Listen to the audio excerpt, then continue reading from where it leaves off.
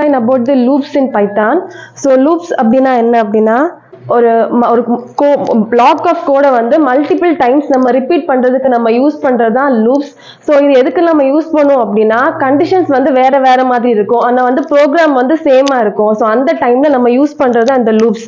So இது வந்து எதுக்கெல்லாம் யூஸ் ஆகும் அப்படின்னா நம்ம திரும்ப திரும்ப ஒரே ப்ரோக்ராமை போட்டுட்டு இருக்கிறது மாதிரி இருக்காது. ஸோ கண்டிஷன்ஸ் மட்டும் சேஞ்ச் பண்ணா நம்ம இந்த லூப்ஸ் வந்து யூஸ் பண்றோம் இங்க. ஸோ இது வந்துட்டு பெரிய பெரிய லார்ஜ் டேட்டா செட்ஸ், நம்ம நிறைய டேட்டா செட்ஸ் யூஸ் பண்ணும்போது இந்த லூப் யூஸ் பண்ணும்போது நமக்கு ப்ரோக்ராம் வந்து போடுறதுக்கு ரொம்ப ஈஸியா இருக்கும். ஸோ அதுக்காக நம்ம யூஸ் பண்றது இந்த லூப்ஸ்.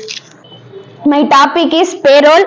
பேரோல் வந்து எதுக்கு யூஸ் ஆகுது அப்படின்னா, ஒரு கம்பெனில இப்ப நம்மளுக்கு எல்லாருக்கும் சேலரி போடுறாங்க, இல்ல ஒரு ஆளுக்கு சேலரி போட்டாலும் சரி, இல்ல ஒரு 500 பீப்புள்ஸ்க்கு 1000 பீப்புள்ஸ்க்கு சேலரி போட்டாலும் சரி, எல்லாருக்குமே ஒரே டைம்ல எப்படி நம்ம ஃபர்ஸ்ட்லாம் எப்படி போடுவாங்கன்னா தனித்தனியா ஒரு ஆளுக்கு போட ரொம்ப லேட் ஆயிடும். அதனால என்ன பண்ணுவாங்க அப்படின்னா, இப்ப 1000 பேருக்கும் ஒரே டைம்ல சேலரி போடணும் அப்படின்னா நம்ம இந்த பேரோல் யூஸ் பண்ணி எல்லாருக்கும் சேலரி போடலாம். ப்ரொஃபைல் அவங்க அங்க இருக்காங்க, மேனேஜரா இருக்காங்களா, சேல்ஸ்ல இருக்காங்களா, அத மாதிரி பாக்குறது, அவங்க எப்ப ஜாயின் பண்ணாங்க, அவங்களோட பேங்க் டீடைல்ஸ் என்ன, அவங்களோட கான்டாக்ட் இன்ஃபர்மேஷன் என்ன அப்படின்னு சொல்லிட்டு பாக்குறதா employee management. My topic is GST. ஜிஎஸ்டினா என்னன்னு எனக்கும் இங்க டேலி ஜாயின் பண்றதுக்கு முன்னாடி ஜிஎஸ்டி நிறைய கேள்விப்பட்டிருக்கோம். பட் என்ன அப்படிங்கிறது நான் உள்ள போய் பார்த்தது இல்லை.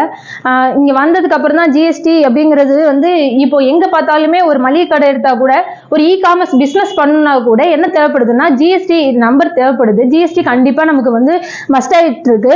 I am Bhartrishika. I am going to explain the topics strings in Python. Now let's see what is string. It's a collection of alphabets, words or other characters.